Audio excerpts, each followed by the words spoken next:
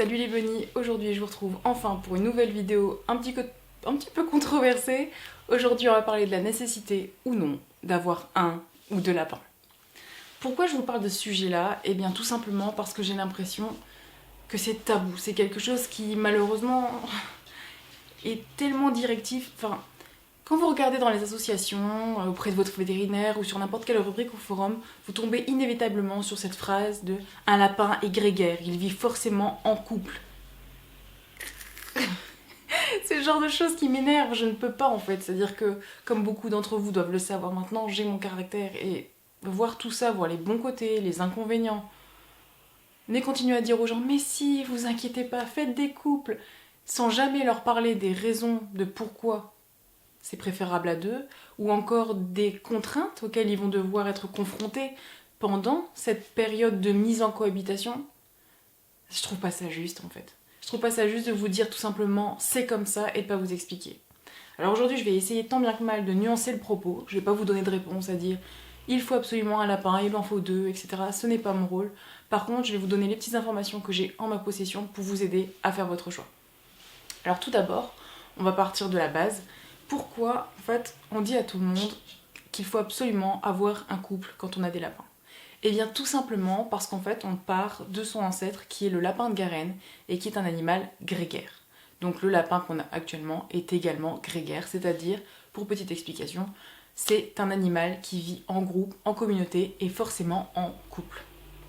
Forcément, si on part sur cette base naturelle-là, on peut que être d'accord. Enfin, c'est logique. Aujourd'hui, on va du coup parler des avantages personnels, donc c'est-à-dire en tant que personne ou pour votre lapin, dans le fait d'avoir un couple de lapins. Mais on va parler également de tous les inconvénients qu'il peut y avoir à mettre en place une cohabitation, à avoir deux lapins et non pas un. Et donc, du coup, ça pourra vous permettre, avec les avantages et les inconvénients, de savoir si vous êtes à même d'adopter un seul ou deux lapins, ou plusieurs lapins, que sais-je. J'ai bien une amie, Anka, si tu passes par là, qui en a, je sais plus, 7, 8, je ne sais plus. Énorme miracle, hein. Mais bon, comme quoi, ça se fait. La cohabitation, ça marche quand c'est bien fait. Donc, trêve de papotage en tout genre. Si vous entendez gratter, c'est QB qui est en train de gratter un de ses coussins, parce que oui, madame a des coussins. Donc, on va partir de la base, donc les informations favorables au fait d'avoir deux lapins, donc un couple. Premièrement, comme je vous le disais, il y a le fait que c'est un animal grégaire, donc qui vit par essence, forcément, en couple. Ça, forcément, c'est un élément irréfutable. En second, et pas des moindres, et je ne pense pas que beaucoup de personnes l'aient mise en avant, lorsque deux lapins sont ensemble, ils arrivent à une étape qui est le toilettage mutuel. Alors pourquoi je vous parle du toilettage mutuel alors qu'on est en train de parler de cohabitation? Eh bien tout simplement parce que beaucoup de lapins en fait, je pense à QB, ne sont pas très flexibles et ont du mal à se laver partout. Et donc du coup, l'avantage en fait d'une cohabitation entre deux lapins, c'est que lors de cette toilette mutuelle, l'un des deux lapins va pouvoir toiletter l'autre lapin à des endroits qui auraient pu lui être inaccessibles. Et donc d'un point de vue de l'hygiène, c'est mieux. Donc forcément, vous vous doutez bien qu'il y a moins d'inconfort au niveau du lapin. Et aussi, surtout, c'est ce qui nous intéresse le mieux, c'est qu'il y a beaucoup moins de risques de maladie. Parce que forcément, plus c'est propre, plus c'est safe. Je vais vous expliquer, donc du coup, c'est un avantage majeur. Et le troisième, parce que oui, il n'y a pas tant d'avantages que ça, mais c'est des... Attention, hein, on va pas comparer le nombre de points positifs et le nombre de points négatifs, parce que dans les nombres de points positifs, c'est des points majeurs. Donc forcément, à côté de tous les petits inconvénients, ça se compense en fait. Et donc le troisième avantage à ce qu'on ait une cohabitation, c'est le stress. C'est-à-dire que vos lapins sont moins stressés généralement quand ils sont ensemble. C'est logique, par instinct, ils sont ensemble dans la nature, alors... Comme c'est des animaux qui ont besoin d'une richesse émotionnelle, une richesse sociale, eh bien, ils sont beaucoup moins stressés. Et qui dit moins de stress, dit moins de maladie. Donc voilà, moins de mortalité. Donc forcément, ces 3 points sont peut-être que 3, mais c'est des points majeurs. Ensuite, nous allons passer directement dans les effets négatifs. Ou du moins, j'aimerais pas dire négatif, c'est plutôt ce qui va vous aider à nuancer votre propos. C'est des points qui... soit d'un point de vue personnel, donc pour vous en tant qu'individu, et maman, papa, lapin, ou je ne sais pas comment vous vous appelez, ou alors du point de vue du lapin lui-même. Premièrement, le gros hic dans la situation d'un couple, c'est la cohabitation, la mise en place d'une cohabitation. Parce que qu'on soit bien clair l'un envers l'autre, c'est pas toujours possible. Alors la cohabitation, effectivement, il y a énormément de méthodes aujourd'hui, il y a énormément de façons de faire et ça se passe généralement très bien, même s'il y a plusieurs étapes assez difficiles.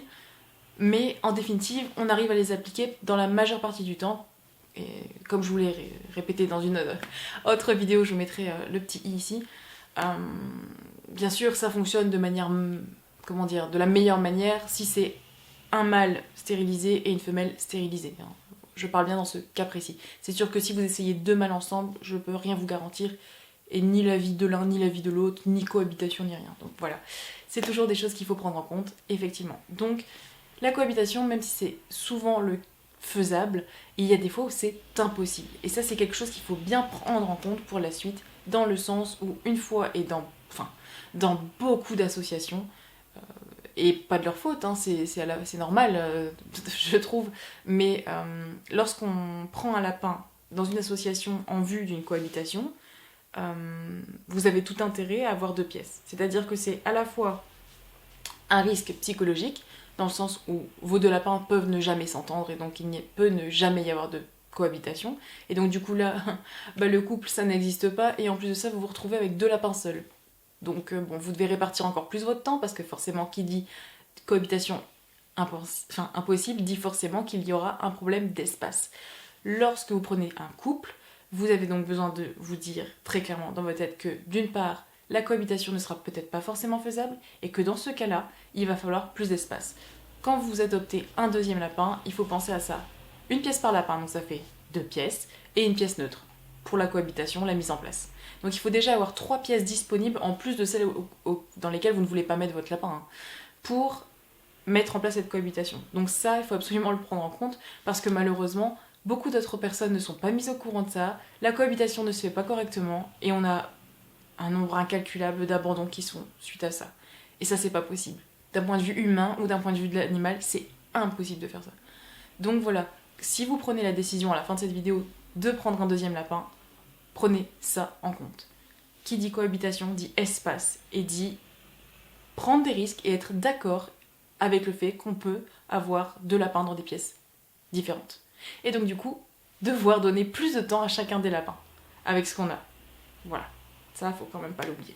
Aussi le point des maladies. Alors je sais que ça non plus on n'en parle pas des masses, mais comme vous savez il y a pas mal de maladies chez les lapins comme l'encéphalitozoonose ou la pastorellose ou que sais-je. Quand j'ai eu l'occasion de travailler chez Happy Bunny, c'est ce qu'on avait eu comme cas avec un des lapins. C'est très difficile en fait pour ces lapins-là d'avoir un compagnon ou une compagnon, c'est très compliqué. Donc bien sûr quand vous voulez faire une cohabitation et avoir 2 lapins ensemble, il faut être sûr que les 2 lapins soient sans maladie, et si l'un des deux présente une maladie, adopter un autre lapin qui possède la même maladie. Tout en prenant en compte que comme les lapins sont dans un système de hiérarchie et qu'ils profiteront toujours de la faiblesse de l'autre, si vous mettez 2 lapins malades ensemble, s'il y en a un qui est plus malade que l'autre peut quand même l'attaquer. Donc vous prenez encore plus de risques, vous voyez ce que je veux dire? Je veux pas vous faire peur, mais je veux au moins que tout soit clair. On peut parler aussi de quelque chose dont personne ne parle non plus. Moi personnellement, je vais être très honnête avec vous, la cohabitation c'est quelque chose qui est même nuancé chez moi. Je ne regrette pas d'avoir QB et Wookie. Et ils vont très bien ensemble, ils sont heureux ensemble quand je suis là. Et pour le reste du temps, comment dire, je ne pourrais pas vous dire si QB est vraiment heureuse. Ce que j'essaie de vous dire par là, c'est que avoir un couple de lapins ne veut pas forcément dire avoir 2 lapins heureux. À la base, vous prenez un deuxième lapin pour qu'il tienne compagnie au premier et donc du coup qu'il ne s'ennuie jamais malgré votre absence. Malheureusement, vous n'avez aucun moyen de savoir si vos lapins, même ensemble, ne s'ennuient pas. C'est très compliqué et vous ne pouvez pas non plus déterminer s'ils sont heureux. Moi, QB, j'ai un sérieux doute parce que même si je les vois s'entendre très bien la majorité du temps, quand je suis là, ils font chacun leur petite vie, ils ont même du temps ensemble où ils se papouillent, où ils se les chouillent, il y a quand même une bonne partie du temps où Wookie, et je le dis bien, le mot va peut-être choquer, mais harcèle QB. C'est-à-dire que dans la hiérarchie, vous aurez toujours un dominant et un dominé. Et ça, il faut que vos deux lapins le supportent. Alors oui, il y aura un dominant et un dominé et ils n'auront pas le choix, mais est-ce que ça veut dire pour autant qu'ils seront heureux? Je vous insérerai quelques passages, pas des plus virulents parce qu'à mon avis, c'est toujours quand j'ai envie de dire quelque chose qui me font mentir, mais quand je rentre dans la pièce où Wookie charge QB et elle court comme si sa vie était en jeu, parce qu'il faut que ce soit lui, tout le temps lui et tout le temps lui. C'est-à-dire que quand je donne à manger, c'est Wookie qui donne manger le premier. Et donc je donnais la gamelle d'abord à Wookie et ensuite à QB. Et même en faisant ça, il va lui courir après. Et même quand les deux gamelles sont servies, il est encore capable de la courser. Vous voyez? Donc j'en viens des fois à me demander est-ce qu'elle est vraiment heureuse ou est-ce que les seules fois où je la vois se reposer, c'est parce qu'elle a un petit moment de détente en attendant l'autre attaque en fait. Donc voilà, ça aussi, il faut démanteler cette idée. Vous pouvez avoir deux lapins qui sont en couple et qui sont très heureux et vous pouvez avoir deux lapins qui ne le sont pas du tout. Moi, j'ai aucune idée de s'ils sont heureux ou pas parce qu'il y a des fois où ils sont très bien tous les deux, ils se papouillent, ils se léchouent, ils passent beaucoup de temps ensemble. Et à côté de ça, QB est harcelé de manière continue et je me dis que ça doit quand même la stresser, vous voyez. Ensuite, on va parler d'un petit truc qui est pas si bête que ça. Souvent, on parle de couple et de mise en place de couple à cause d'une loi, en fait, une loi suisse. Les Suisses ont mis en place une loi disant que vous ne pouvez pas, si vous êtes suisse, adopter qu'un seul lapin, que vous devez obligatoirement en adopter deux.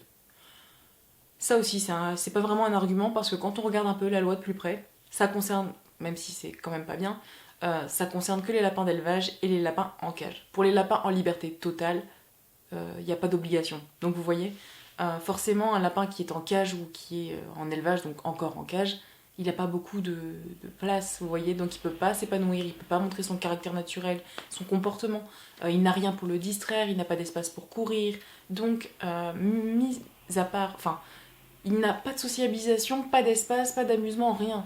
Donc là, effectivement, le compagnon est nécessaire parce que, à part le compagnon, il n'a rien d'autre, le lapin en cage. Et c'est terrible. Mais un lapin en liberté peut se permettre, parce qu'il a la sociabilisation riche, parce qu'il a les jouets, parce qu'il a l'espace, parce qu'il peut se dégourdir, il peut se permettre d'être seul. Tout dépend, et c'est là l'argument majeur que je voudrais apporter après, de votre présence. Ou de la présence d'un autre animal de compagnie. Pas forcément un lapin, hein, ça peut être un chat, ça peut être un chien. Par contre, à aucun moment ça n'est un cochon d'Inde parce qu'ils peuvent se transmettre les maladies, je le dis bien parce que je le vois tellement souvent. Mais pas de lapin et pas de cochon d'Inde ensemble, non, pas possible. Mais bon, pour les chats et chiens, c'est possible. Donc si vous avez un chat et un chien qui est là et qui s'entend très bien avec votre lapin de manière constante, ou alors vous qui travaillez à la maison, où vous avez plus de 8 heures dans la journée ou que vous pouvez donner à votre lapin, je ne sais pas, comme moi par exemple en ce moment j'ai beaucoup de temps pour mes lapins, bah votre lapin n'a pas nécessairement besoin de quelqu'un d'autre, vous voyez, parce que les trois quarts du temps, soit il joue parce que vous avez fait un environnement qui est assez ludique pour lui, et donc du coup même quand vous n'êtes pas là il est capable de s'amuser seul, soit vous êtes présent. Donc là la nécessité, on peut plus vraiment l'utiliser, vous voyez. Par contre effectivement, si vous êtes 8 heures, 9 heures au travail par jour, que votre lapin est tout seul dans une pièce, sans jouer, ouais, oui là la nécessité d'un compagnon est importante. Et d'ailleurs, une des bonnes choses à mettre en place si vous avez vraiment envie de voir si votre lapin s'ennuie ou pas, c'est de poser une caméra dans votre maison et de regarder ce qu'il fait pendant la journée. Si vous le voyez à dormir toute la journée, là il y a un problème. Vous avez aussi un élément qu'il faut prendre en compte. Alors cet élément peut être autant positif que négatif. Quand vous avez un lapin seul, vous apprenez à le connaître, il est soit calme, soit hyperactif, etc., etc. Par contre, quand vous avez deux lapins, vous avez l'influence. Oui, c'est comme les gamins, oui. C'est-à-dire que votre lapin, de base, que vous connaissez, peut changer du tout au tout parce qu'il va prendre des caractéristiques de l'autre lapin. Ça a été très vrai chez moi, c'est-à-dire que QB, qui ne voulait pas trop approcher, qui n'était pas câline, est devenu câline grâce à Wookie, qui lui me fait des câlins tous les jours. Donc voilà, ça peut être, comme dans le cas présent, positif. C'est-à-dire que vraiment, ça poussera par exemple à un lapin qui était vraiment renfermé sur lui-même comme QB à devenir un peu plus sociable. Voilà, donc ça c'est positif. Mais ça peut être aussi l'inverse. C'est-à-dire que vous pouvez avoir deux lapins extrêmement sociaux, séparés, et quand vous les mettez ensemble, ils sont tellement amoureux, c'est tellement leur vie que du coup vous avez l'impression d'avoir moins d'affection. Pourquoi je dis avoir l'impression ? Eh bien parce que indirectement, lorsqu'on met deux lapins ensemble, on a tendance à les mettre un peu plus de côté. Et donc du coup, forcément, si vous gardez pas cette initiative de base de leur donner de l'amour comme vous le faisiez avec le premier et de manière continue avec les deux, ben vous allez perdre l'affection en fait et vous allez dire mais non c'est mon lapin qui s'est détaché, mais non en fait. Si vous persévérez, ça aussi c'est quelque chose qui peut être nuancé du coup, si vous persévérez à donner de l'affection, ils vous le rendront encore même en couple. Donc vous voyez, il faut bien nuancer un peu tout. Je sais pas si c'est totalement clair pour vous mais dans ma tête c'est clair. Et aussi alors le point que j'aime le moins, mais bon qui n'est pas...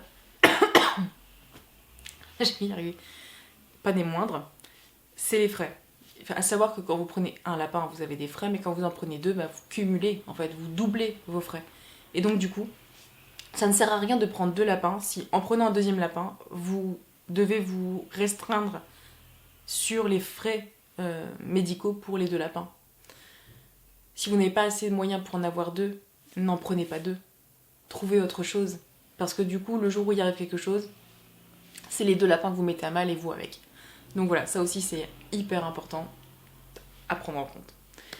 Donc, je ne sais pas si j'ai été totalement claire avec vous, je l'espère, mais tout ça pour vous dire qu'effectivement, dans cette histoire de avoir un ou deux lapins, c'est extrêmement nuancé.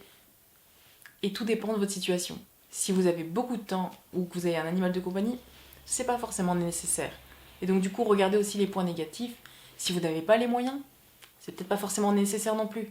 Parce que vous allez du coup mettre à mal votre premier lapin et vous avec.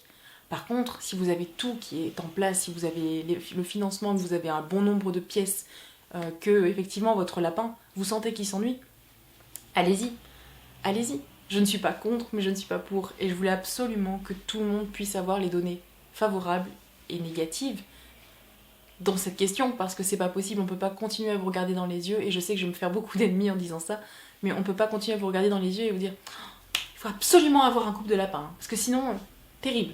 Non. Effectivement, dans l'idéal, pour le bien du lapin, un couple c'est vraiment cool, mais dans les faits, pas toujours. Donc voilà, j'espère que ça aura pu un petit peu vous aider, que vous y voyez plus clair dans mon schéma, et que bah, du coup ça apportera davantage de réponses à vos questions. Je vous remercie d'avoir assisté à cette vidéo, je vous fais de gros bisous et je vous dis à très bientôt. Ciao.